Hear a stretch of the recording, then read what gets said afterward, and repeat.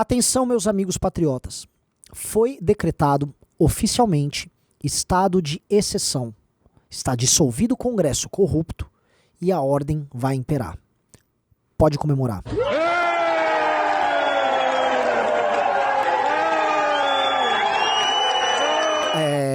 No Peru, na verdade. E, na verdade, quem fez isso foi um aliado do PT, que gosta de falar muito de democracia. Vamos entender o golpe que está rolando agora, um golpe de Estado no Peru. Vamos ver se isso encontra paralelo com o que o PT tentou fazer e com o próprio Bolsonaro. Vamos ver um golpe de Estado que todo mundo fala acontecendo na América Latina a olhos vistos. Roda a vinheta.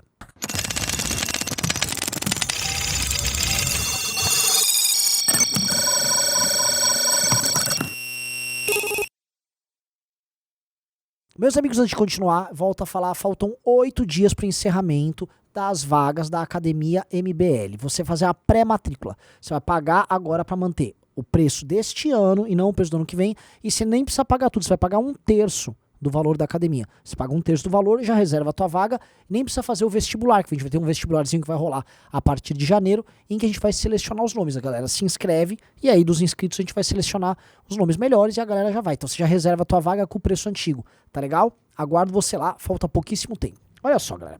O Pedro Castilho é o presidente do Peru. E como você pode ver aí na foto, ele é um presidente um tanto quanto exótico. Ele é de uma região no Peru que tem a tradição de usar esse chapelão e eu não tenho nada contra o chapelão dele. Eu acho o chapelão dele legal. Mas eu acho ele parte de uma esquerda old school, né? Ele é um dirigente sindical, ele é uma esquerda, vamos dizer assim, anti-mercado, coisa que a gente esperava. Né?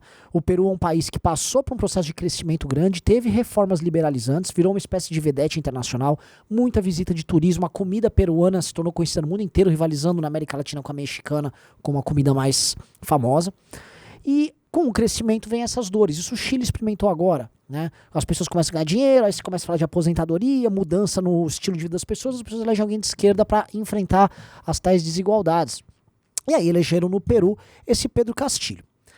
Pedro Castilho, então, ele segue essa linha bem anti-mercado, mas ele é anti-aborto, ele é conservador nos costumes, e isso é uma coisa interessante de notar, porque é muito diferente da linha da esquerda brasileira.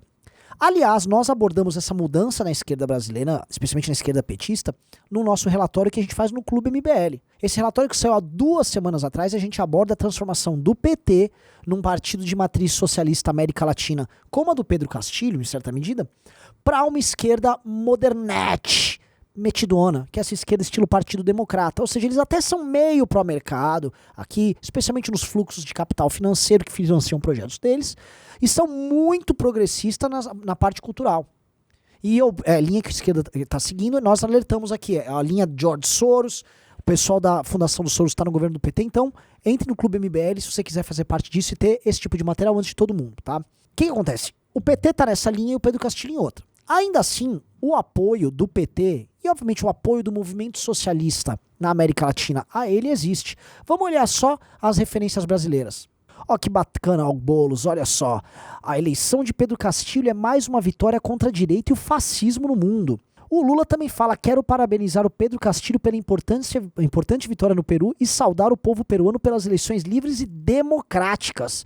O resultado das urnas peruanas é simbólico e representa mais um avanço na luta popular em nossa querida América Latina. O próprio site do PT também vai lá, faz lá, comemora a vitória de um esquerdista progressista que traz esperança ao povo latino-americano. Ou seja, há um endosso, há um apoio e, naturalmente, nesse avanço que houve das esquerdas nos últimos anos, né, a gente teve uma onda de direita, depois veio uma onda agora de esquerda, o PT tem o Pedro Castilho como aliado. O Pedro Castilho, ele é mais tosco do que o Bolsonaro e o Lula. Ele é bem tosco. Ele não conseguiu levar à frente reforma alguma. E aí, como um bom populista que não sabe o que fazer, ele começa a culpar todo mundo. Ele tentou passar uma série de reformas que iriam colocar o Peru numa crise bem apertada. O parlamento não andou. Existe uma oposição bem forte a ele. E aí ele não gostou. Como começou a rolar? Seja uma apuração agora sobre escândalo de corrupção envolvendo ele, e uma pressão do parlamento para que ele saia do poder, porque simplesmente o Peru está parado, não está conseguindo andar, porque ele não é exatamente um presidente, ele é um brincante, começou a andar um processo de impeachment. E aí foi o Congresso andar com o processo de impeachment que o cara me vai numa canetada, decreta um estado de exceção e manda dissolver o parlamento. Ou seja, o Peru tomou um golpe. Agora, nesse instante, e esse é um momento muito interessante, um país na América Latina está sofrendo um golpe vindo de um cara que pertence ao bloco que se diz democrático, né? Os bacanões, como eu disse, o PT que fica falando democracia, democracia, democracia, tá rolando um golpe, estão assaltando a democracia lá no Peru. E aí vem aquela pergunta, é um aliado do PT, é um aliado histórico, como os Kirchner são aliados históricos do PT, como o Evo Morales também é, como a Venezuela do Maduro e do Chaves é, e essa turma vai fazer o quê? Até agora, né, já se passaram 2, 3 horas que o golpe aí se iniciou e não há nenhuma manifestação eloquente dos petistas a favor da democracia no Peru. Provavelmente eles vão chamar isso de um contragolpe revolucionário. Eu vou até falar como é que vai vir.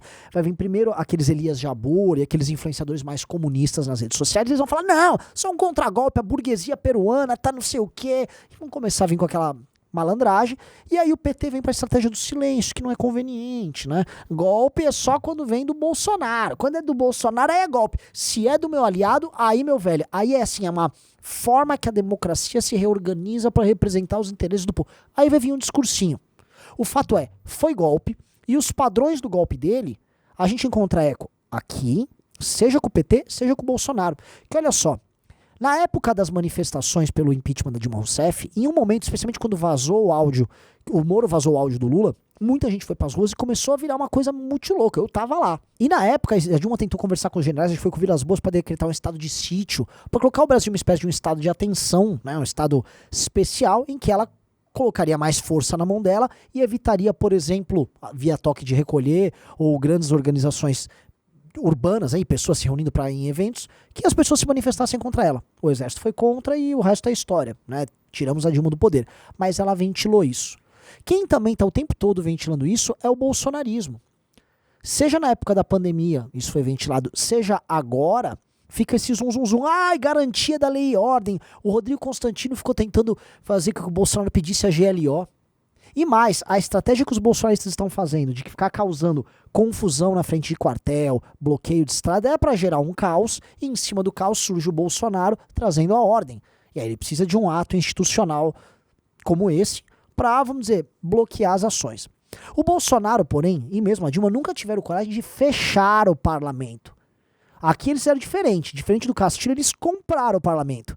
O Lula e a Dilma ia mensalão e petrolão, e o Bolsonaro agora com orçamento secreto, que inclusive está sendo votado no Supremo. Aliás, é um tema importantíssimo do dia.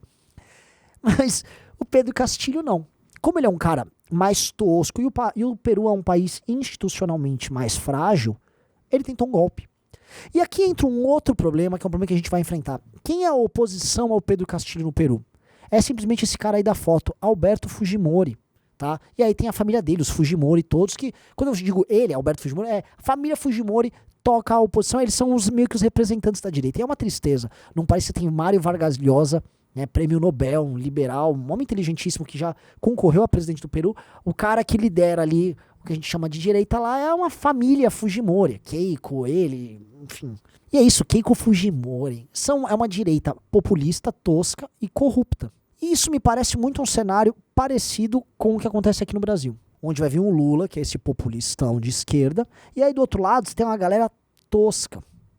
Eu não acho que a situação no Brasil vai dar em golpe. Nem em golpe do Bolsonaro, nem em golpe do Lula. Agora, nós, por dever de ofício, estamos alertando, e todo mundo que acompanha aqui o canal sabe, as tentativas golpistas do Bolsonaro e dos influenciadores dele, aqui no Brasil e fora, para o Bolsonaro permanecer no poder de alguma maneira, na mão grande. Quando isso acontece com a esquerda veja bem. Então como é que a esquerda vai se comportar? Porque o que vai dar o tom da postura golpista do PT durante o governo Lula é quando rolar uma oposição forte, como aconteceu no Peru, e ele não conseguir governar. E olha só, se a popularidade do Lula não sobe, se ele não consegue atender as promessas dele, que foram muitas, a tal da picanha e tal, como é que vai ficar? E se o Congresso segurar a onda? Ah, ele vai tentar um golpe? Se o PT sinalizar agora de forma bem clara que o golpe dele é diferente, mas qualquer coisa que o Bolsonaro faz aqui é golpe, ele vai tornar a situação bem mais difícil. Tá? E honestamente, dentro do coração deles, você já sabe a resposta. O Pedro Castilho está fazendo o que é certo, e para a militância da esquerda o Pedro Castilho foi mais corajoso do que o Lula e a Dilma quando tomaram um golpe. tá? Ou seja, democracia para eles é só quando eles estão no poder. Galerinha, atualização, o golpe flopou o golpe. O Congresso simplesmente nem ligou pro golpe dado pelo Pedro Castilho, andou com o impeachment, já tem os votos para passar o impeachment.